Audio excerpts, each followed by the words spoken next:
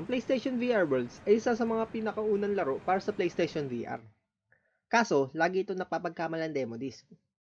Pero huwag kayong makonfuse kasi yung PSVR Worlds ay may 5 short but complete unique experiences na nagsho-showcase ng capacity ng headset for VR gaming. Yung Ocean Descent ay isang underwater tour experience kung saan uupo ka lang at i-enjoy mo yung view.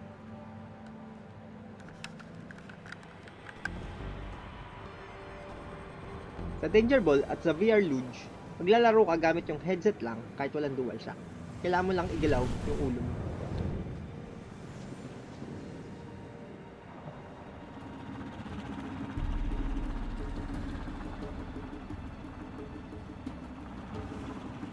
Sa Scavenger Odyssey mo na kailangan yung dual shock para kontrolin yung spacecraft at pantutok mo na ng baril yung headset mo. Then sa London Heist naman, pwede ka na gumamit ng 2 move controllers para i-simulate yung kamay mo sa laro. Sa Ocean Descent, may 3 types kang pagpipilian: Shark Encounter, Wildlife Tour, at Coral Reef. Siyempre, pinakasikat yung Shark Encounter. Roger that, all systems A-OK, Cal. Establishing link to salver suit in 3, 2, 1, showtime. Scopes. Kasama ka sa crew bilang rookie para maglinis ng plastic na tinapon ng tao. Hindi, joke lang. Hindi. Gusto ko yan. Hindi. Hindi. May kukunin kayong equipment sa nasirang submarine at tapos makikita ka ng sirena. Hindi ulit. Siyempre pating, makakita kang pating. Get them out of there! Masaya siya lalo na sa mga first time users. At recommended na ipatry mo ito sa lahat ng kakilala mo. I'm in a cage, bitch. Danger ball. Ang Danger Ball ay basically ping-pong na gamit ulo mo. Oh. Ano nakatayo?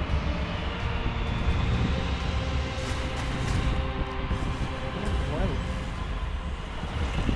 Stop. Kalaban mo mga AI na may sari-sariling skills. Simple lang yung laro. Kontrolin mo lang yung square paddle gamit yung ulo mo. Pwede ka mag-curve shots pag pinitik mo yung ulo mo. Or smash shot pag hinedbat mo yung square pag tatama na yung bola.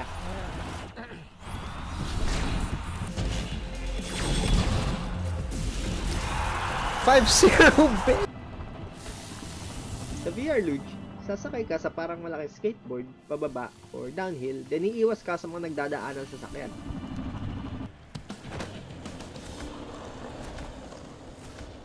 Ititilt mo lang yung ulo mo para i-steer yung katawan mo.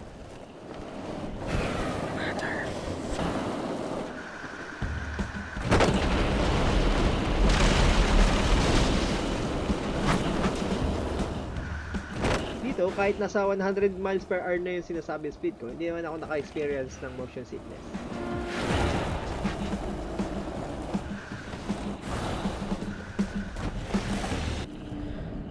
Scavenger's Odyssey.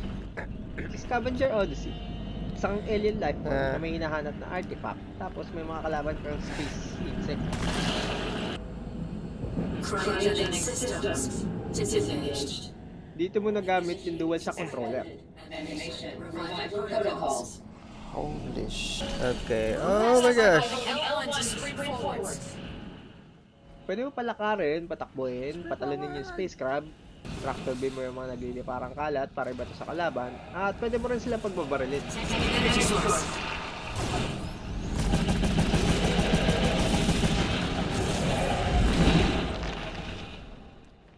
Maganda yung laro.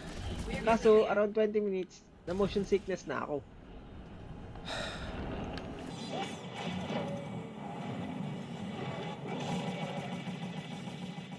Then, dun sa second gameplay ko, finish ko yung limits ko, at nasana yung kinain kong mac and cheese ng umaga.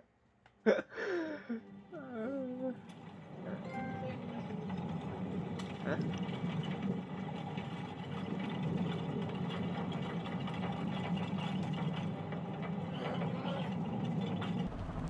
London, nice. Siyempre, last but not the least, London Heist. Na sa opinion ng lahat, ay ang main selling point ng PSVR Worlds. Kung meron kang motion controller ng PS3 mo, pwede mo rin gamitin dito. Kung wala naman, pwede kang bumili ng dalawang motion controller, pero usually kasama naman na lagi yun sa bawat bundle ng PSVR. Sa unang minuto medyo boring kasi nakikinig ka lang sa mga NPC.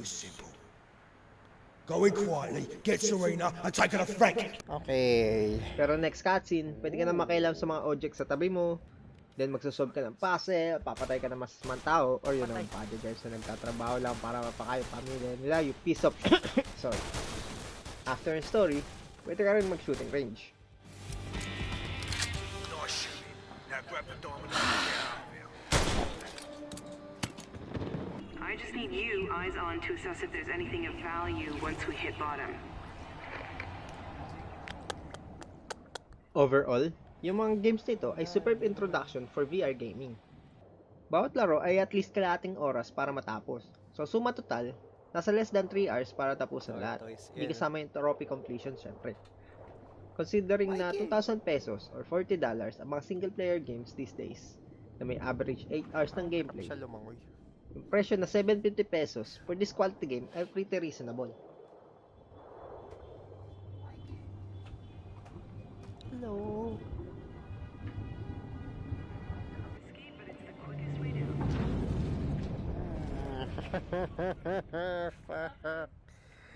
Walang ilaw. Pero kung barat ka tulad ko, pwede ka maghintay ng sale sa digital store. Nagsisale sila ng games almost every 2 months. At ang pinakamababa nito ay $5 or 250 pesos.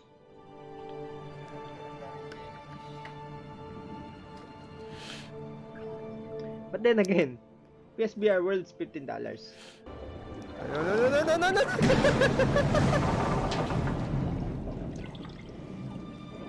Reaction ng kakilala mo pag inatake ng pating. Priceless.